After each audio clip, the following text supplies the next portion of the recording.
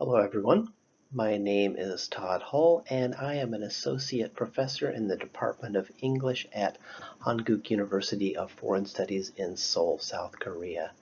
The title of my presentation today is Addressing the Needs of Multi-Level Students with Similar Educational Backgrounds.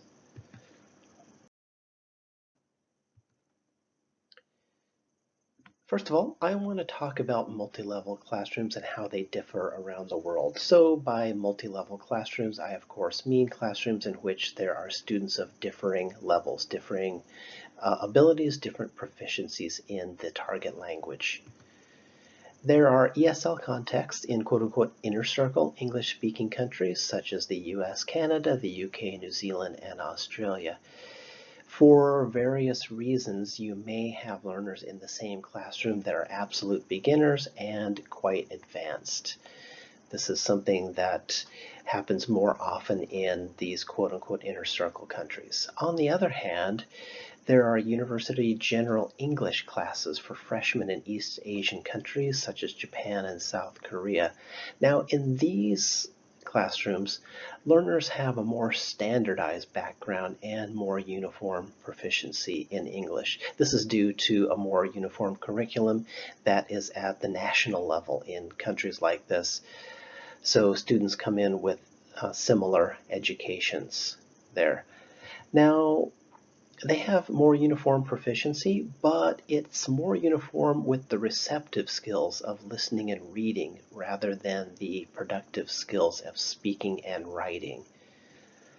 And that's to be expected since the receptive skills are easier to acquire than the productive skills of speaking and writing.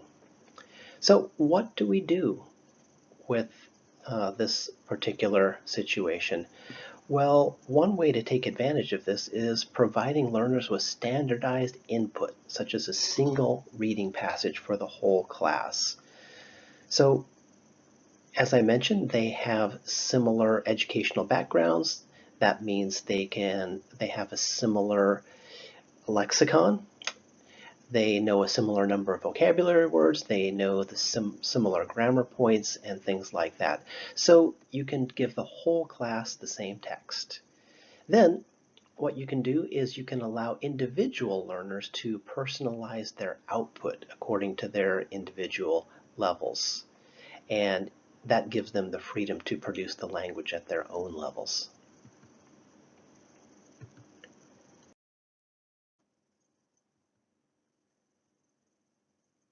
Just a couple of quick notes about learner-centered language practice in the multi-level classroom. Dana Moss put it well when she summarized the communicative classroom by saying that, quote, the teacher is the initiator of action. That does not mean the teacher is always in control of the discourse. So in modern communicative classrooms, they are not classrooms where the teacher stands at front and talks for the entirety of the class and the students are expected to absorb the material. It is an interactive class, not one of passive learning. Also, it turns out that lower level learners develop greater proficiency when interacting with higher level learners. So lower level learners can actually benefit from multi-level classrooms. But as I mentioned before, the multi-level classrooms of East Asia are not quite as multi-level as they are in the quote-unquote inner circle countries like the USA and Canada.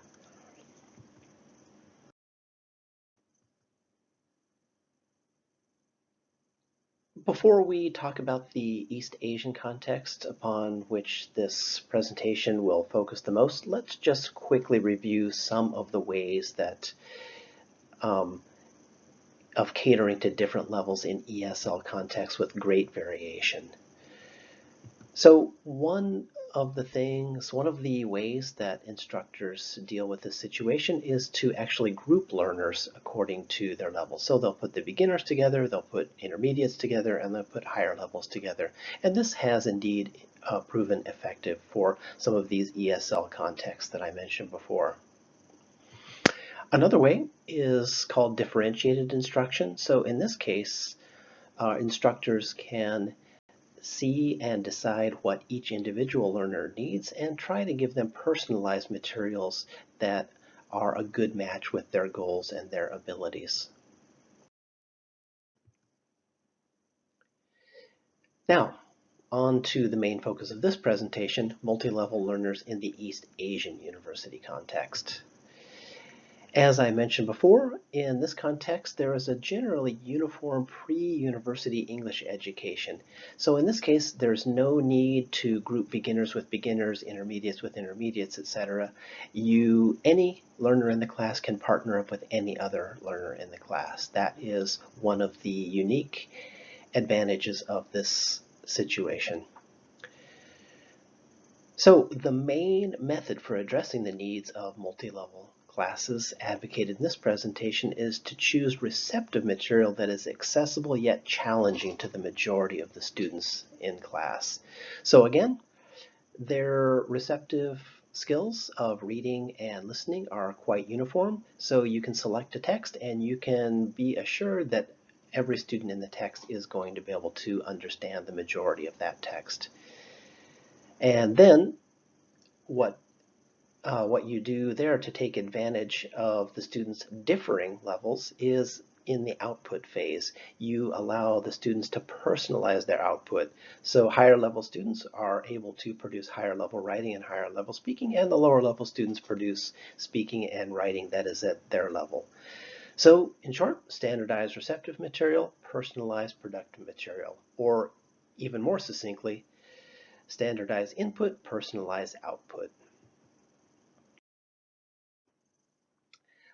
Before I continue on to how we would actually conduct a lesson in this context, a quick note about input. How quote-unquote authentic should input be? There are some who argue that input should come directly from primary text. They say that if you provide a summary of a text, you change a text, you make the grammar more accessible, you make the vocabulary more accessible, that it is in danger of being quote-unquote unnatural or inauthentic. However, as Henry Widdowson correctly argues, language learning behavior is not necessarily the same as language using behavior. So this is in accordance with the principle of scaffolding, which provides learners with assistance on their way to being able to negotiate texts. So the way to get learners to actually learn languages, focus on the things that they need without all of the difficult distractions of a quote-unquote authentic text. So original texts, they harbor the danger of being intimidating, putting students off the material. When students have to spend hours just trying to understand the text, it's a recipe for frustration and wasting of time. So a more pedagogically sound method, what do? It's called sheltered learning. In this case, you provide students with material that contains all the important information from the original without all of the debilitating distractions and difficulties of the original. So comprehensive input. What you want is comprehensive input. You don't want frustrating complexity.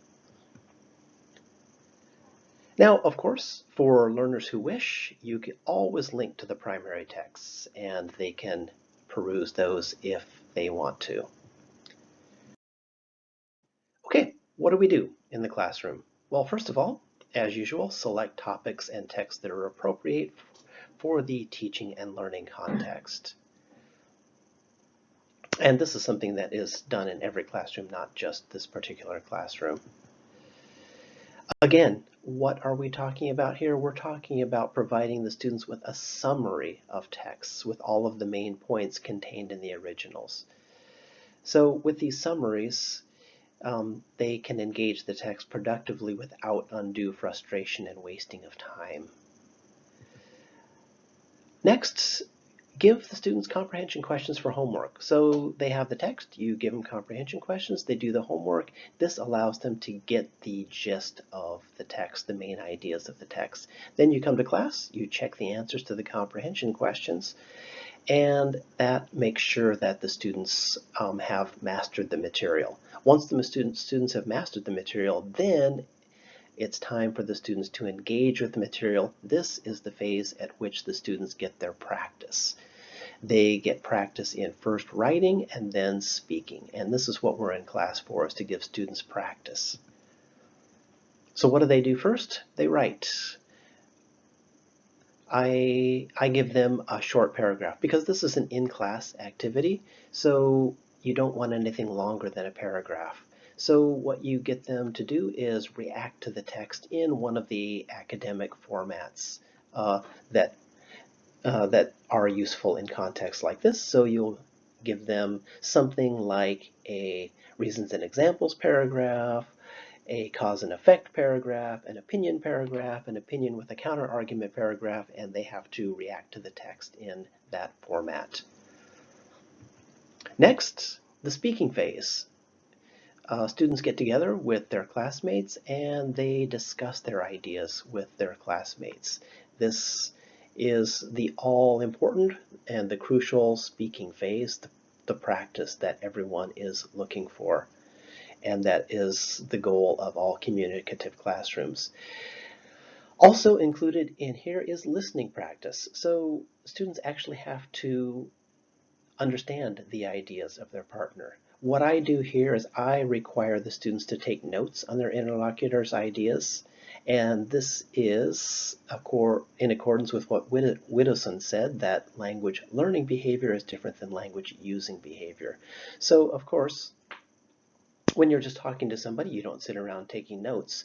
But language learning behavior, if you are required to take notes on your interlocutor's output, that requires you to focus on their ideas and really truly understand them.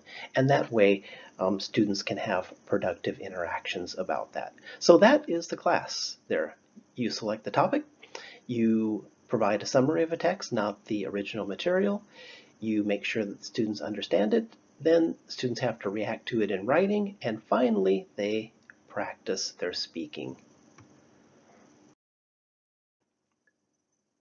So the conclusion? Take advantage of the relatively uniform pre-university English education students receive in East Asia by standardizing input and personalizing output.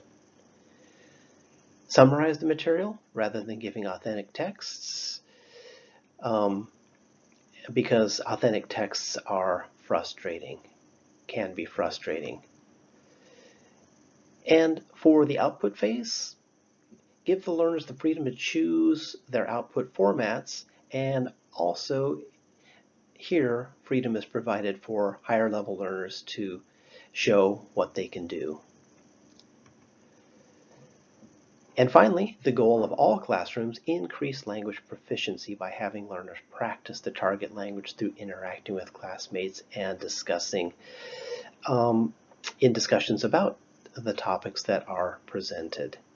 So that is the way to take advantage of this unique East Asian context of learners that are multi-level, but not as multi-level as other contexts.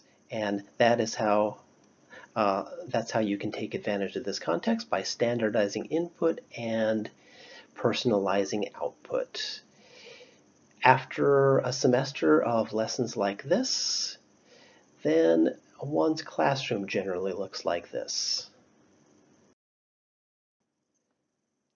Learners that are doing well, they're learning a lot, and they are happy and engaged. Thank you very much for allowing me this opportunity to present at this conference. I appreciate it greatly.